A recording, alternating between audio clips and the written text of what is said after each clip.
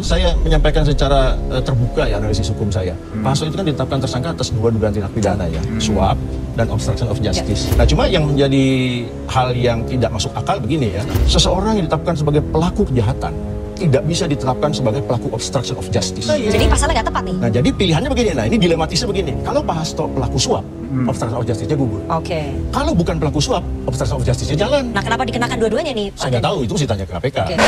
Assalamualaikum guys, kembali lagi di channel Jurnal Terupdate.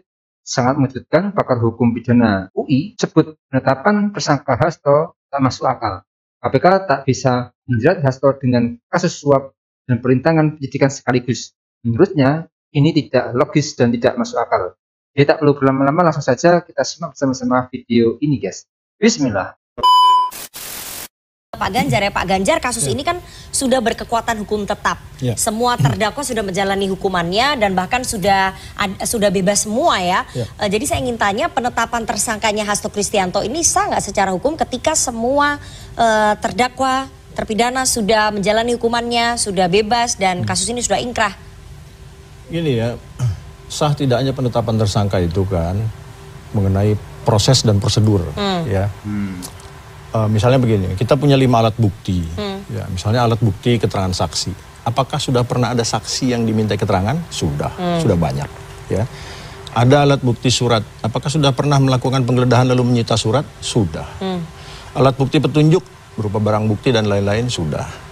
Keterangan ahli sudah. Tinggal keterangan terdakwa. Nah, Pak Hastonya kan baru jadi tersangka, belum memberi keterangan nanti ya. Jadi gini, secara prosedural bisa jadi syarat-syarat itu sudah terpenuhi. Pertanyaannya, apakah alat bukti itu sungguh-sungguh bernilai hukum sebagai bukti? Masalahnya itu nanti di pengadilan, gitu ya. Atau kalau mau di-challenge di pra-peradilan, gitu.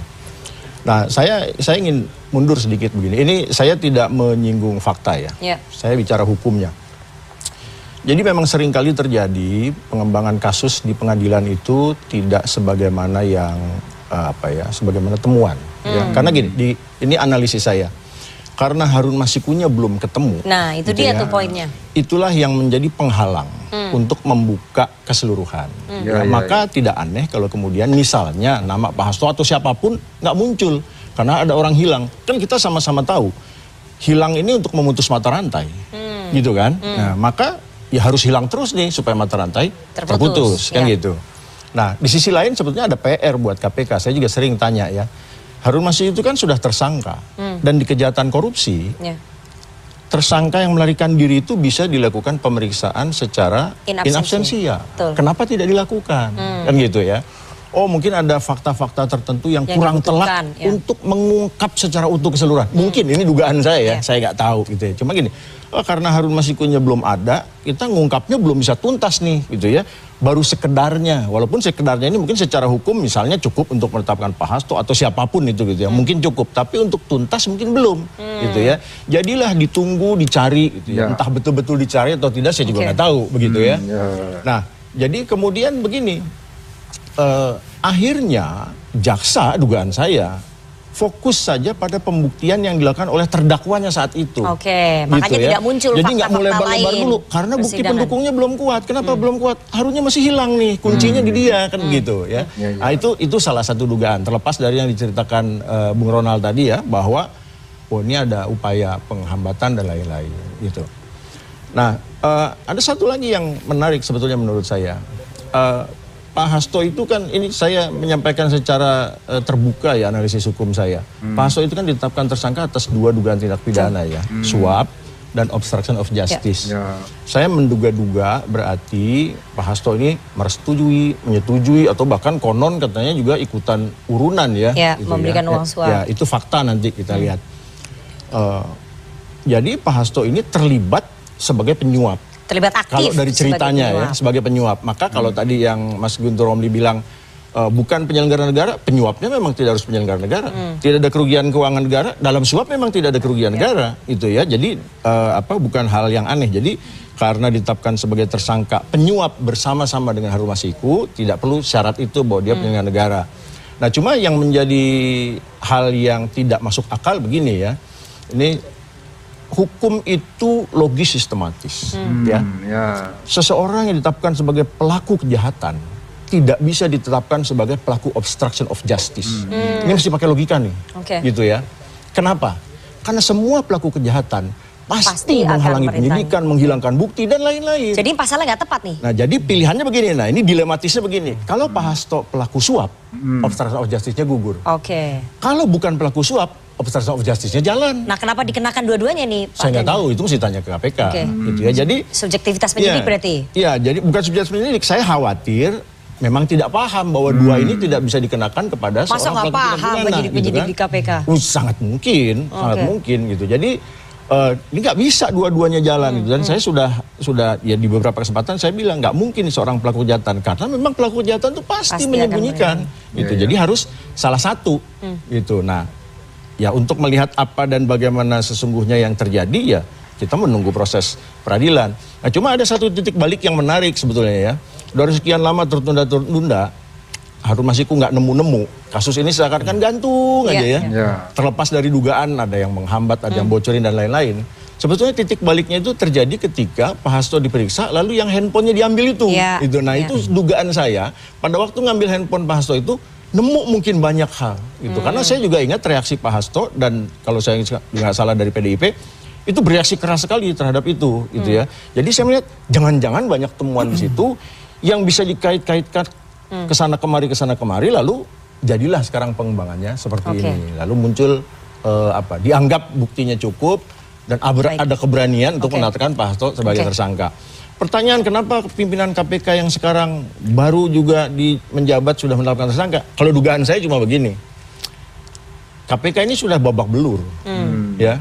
Maka mungkin pimpinannya berpikir salah satu cara paling efektif untuk mengembalikan kepercayaan publik adalah menetapkan tersangka terhadap kasus-kasus yang terutang lama, gitu. Itu dugaan saya saja, gitu. Jadi ini karena kan udah jadi omongan terus-terus ya, biar PR-nya selesai. Gitu, Pak Ganjar, tapi saya ingin tanya ya soal mata rantai yang terputus ya, dengan tidak ditemukannya Harun sampai sekarang ini dan misalnya nanti Hasto dipanggil, kemudian ditahan, apakah ini akan sulit nanti pembuktiannya di pengadilan mengingat aktor utamanya kan sebenarnya Harun ya.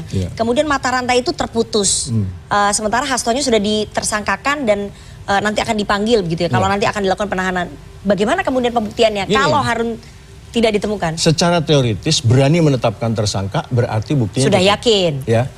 Kenapa kemudian buktinya bisa jadi cukup? Yaitu tadi saya bilang titik baliknya ketika ngambil handphone Pak Hasto. Jangan-jangan itu nemu tuh yang selama ini terputus gitu ya. Karena gini, kalau cuma mau menjerat Harun Masiku kan sudah tersangka. Mau mengadili bisa in absentia gitu ya.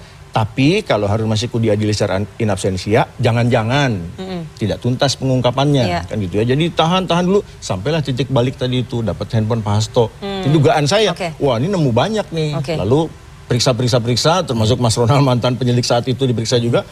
Ditetapkan sebagai saya ingin bocoran ya Mas Ronald. Jadi di HP-nya yang disita oleh AKBP Rosa Bekti itu ditemukan apa? Waktu itu saya bukan penyidik, Mbak. Ya, masa nggak dapat bocoran dari dalam? Cuman kan pada saat itu kan emang beberapa kali itu pada saat saya menjadi penyidik itu udah mau mencoba melakukan penyitaan terhadap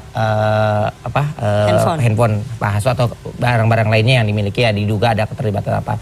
Cuman pada saat itu bukan yang meriksa itu bukan saya. Jadi atasan saya langsung. Jadi isi BAP-nya menurut saya sih sangat normatif dan formalitas aja. Jadi mungkin yang dilakukan oleh Mas Rosa saat ini suatu gebrakan yang berani seperti itu. Klarifikasi itu, Mbak. Bahwa waktu itu Mas Sekjen beraksi keras termasuk juga PDI Perjuangan bukan karena muatan yang ada dalam HP itu.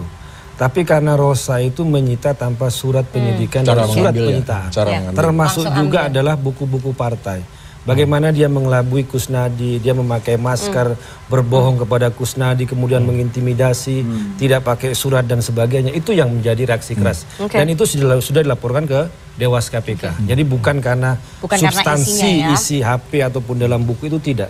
Tapi cara-cara brutal yang dilakukan oleh penyidik Rosa pada waktu itu. Oke, jadi tadi sangat menarik dikatakan Ganjar Laksmana, jadi ahli hukum pidana UI. Ganjar Laksamana mengungkap dilema KPK menjerat kasus suap dan perintangan Hasto PDIP. Dia mengatakan tidak logis dan tidak masuk akal jika Hasto Kristianto ditetapkan tersangka dua kasus sekaligus, yaitu terlibat dalam suap dan juga obstruction of justice.